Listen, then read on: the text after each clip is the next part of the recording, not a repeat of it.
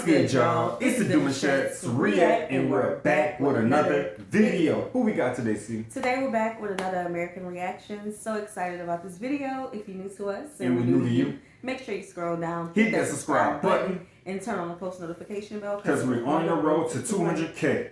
And we cannot get there without you guys, alright? Join the family. Without further ado, let's get into the video. Let's get it. I know the Europeans are getting really sick and tired of the Americans going online and saying, Europe, Europe, Europe. We know, well, I don't know, I know. I think most of us know. I think most Americans know that Europe is a continent, okay? Most of us know that. When you see an American online talking about their European summer, darling, when we hear the word Europe alone, just the word Europe, oh, it is the bougiest flex on the people in our country. I'm telling you, I'm not defending any of it. I'm just trying to offer a layer of perspective. What if I told you that most Americans visiting Europe walk away shocked? Not by ancient castles or cobblestone streets, but by the ice cubes, or rather, the lack of them. From smaller meals and slower dinners to tipping confusion and outlet meltdowns, Europe feels like a different world to a lot of Americans. Today, we're breaking down 7 major culture shocks Americans face when visiting Europe. And by the end, I'm asking you, is it culture shock or perspective shock? Let's dive in. The coffee in England is actually pretty good. Like it's really good. The problem is it's in children-sized cups. Why? I want to enjoy and sip on my coffee, not sip this in 2 sips and it's gone. And it was expensive. It's freaking £6. The first thing Americans notice throughout Europe, the food looks smaller. Where's the mountain of fries? The bucket of soda? The value meal the size of your forearm? Portions abroad are meant to satisfy, not sedate. Meals are smaller, balanced, and not always drowning in cheese or sauces. But here's the kicker. Europeans don't leave hungry. They leave content. Meanwhile, in the US, we've normalized 1,500 calorie snacks and call it convenience. It's not that the food is tiny, it's that America supersized everything and never looked back. So are Americans obsessed with value or just addicted to quantity over quality?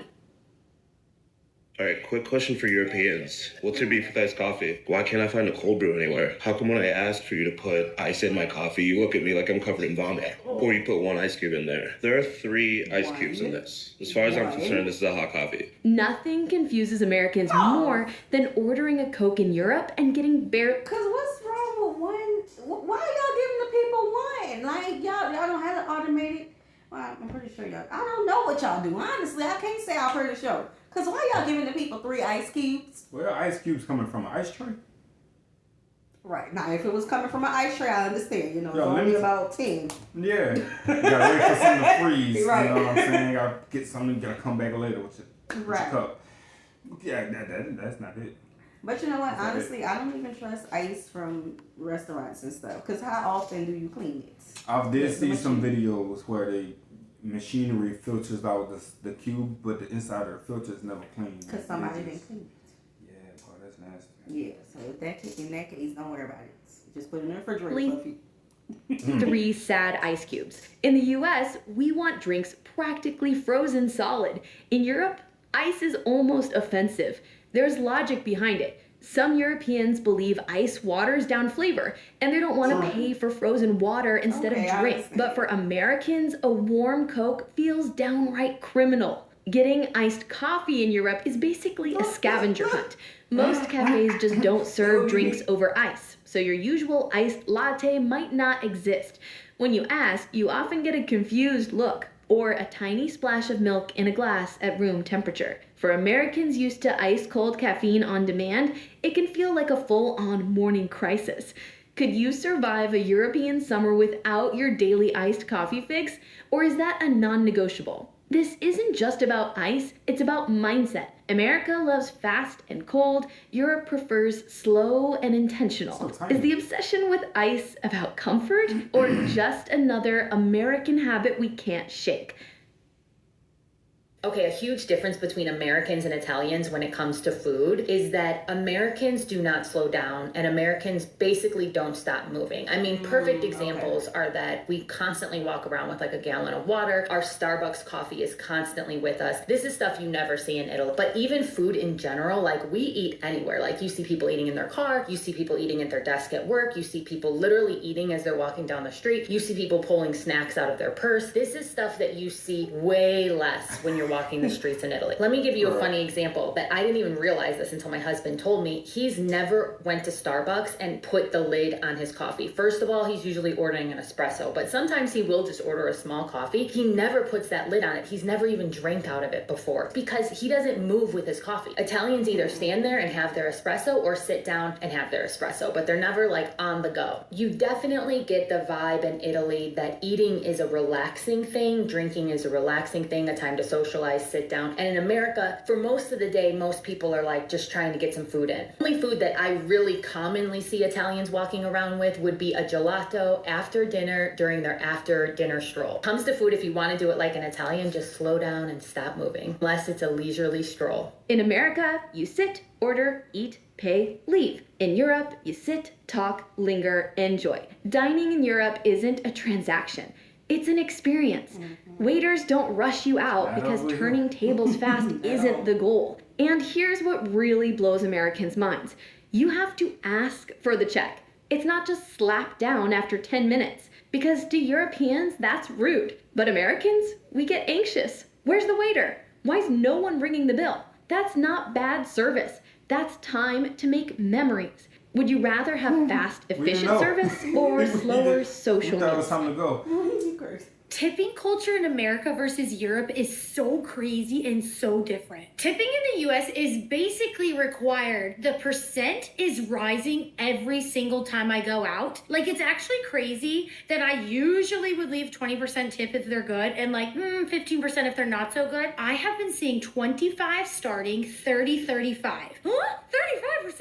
Half the restaurants we have eaten at, when you pay with your credit card, it doesn't even give you an option to leave a tip on the card. If you want to leave a tip, you can leave cash on the table, but it's usually not mandatory or required. It's like, hey, thank you so much, this was awesome. In Europe, they don't really expect it. It's just really, really nice to do. Let's explore a cultural curveball that trips up almost every American. Tipping. In America, you have to tip, or you're basically a villain. 15%, 20%, 25%. The math gets worse every year. In Europe, it's optional, a polite gesture, sometimes even refused. That's because servers are typically paid real wages. One nice thing about being American traveling in Paris is that you could go to Let's talk about it. I know y'all get on us for the tipping culture and things like that, but I need y'all to really understand something here. Okay, and this is why it's important for our American sisters and brothers. Come on now. Fathers and mothers. I'll come. To pay attention to the politics. I know we don't even like talk about politics over here because that's when the cycles come, right? But prime example of what just happened in Louisiana last week. They had an opportunity to raise the minimum wage to $13. Just $13. Just 13, yeah. From $7.25. Ooh. And they voted no. Ah, that is so sad. They voted no. Terrible, terrible news. Okay, so think about people who is literally just living off of tips because they working 8 hours a day just getting paid $7.25 an hour. Gen Z literally had an opportunity to walk into their first job and get bank. $13. That would have been lovely. That would have been lovely. But nah, they still stuck on what us, I guess, not us, but the baby boomers was getting paid. Child. Wow. Child. Yeah, that's true story. Restaurant, and because there's no tipping culture here, you could give like a dog shit tip, like 10%, and they act like you just bought them a Tesla. I gave a waiter this like €3 tip. He acted like I saved his family from a burning building. He was like, oh, merci. Tipping isn't a survival mechanism, it's a small thank you. When Americans try to tip 20%, some locals think it's strange or assume we're showing off. Should the US keep or get rid of tipping culture entirely? Drop your take. This one's gonna start a fight in the comments. Look at everybody staring. Oh, it's okay. Through the city where they're not supposed to. That's us. That's us driving, y'all. We figuring it out, y'all. We figuring it out. That's us. They in the square. Yo, now hit a U-turn. Yeah, go back the way you came. We hit the wrong location. Yeah, careful. Before you hit somebody. And nobody gonna move either.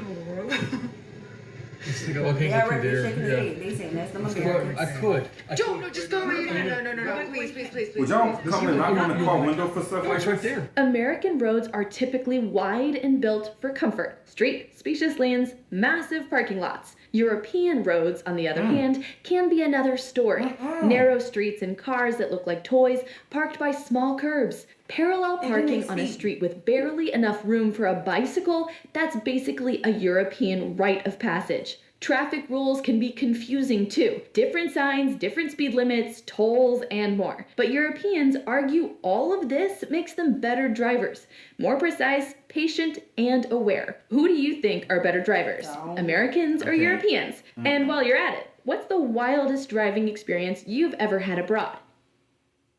We're gonna try Brooks the Shark hair tool Blow it at up. the European outlet. We heard Kaboom. that it blows up or whatever. The voltage is different, so we're gonna see if it works. We're gonna try here. So, okay, we'll try. Cut the lights off. Oh, it works. It works? Yeah. For a little bit. Yeah. Maybe it's a myth. Or maybe it's because the hotel has different voltage. We'd probably blow up our place for sure. Our house would blow up.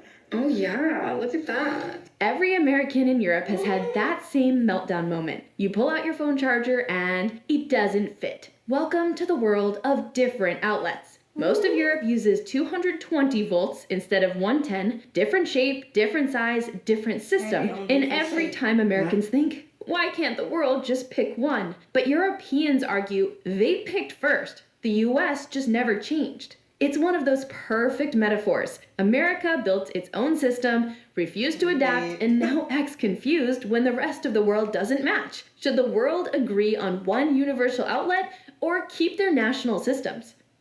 I like it how it is. There's no AC in Europe. Like, I feel like I'm baking on a daily basis. I feel like I'm about to be a heat casualty out here. And finally, the deal breaker for many Americans, no air conditioning. Europeans will open a window, use a fan, and call it a day, while Americans melt into puddles wondering how anyone survives summer without central AC. No air conditioning in the stores, no air conditioning in your home. Okay, no air conditioning in the bus is a crime.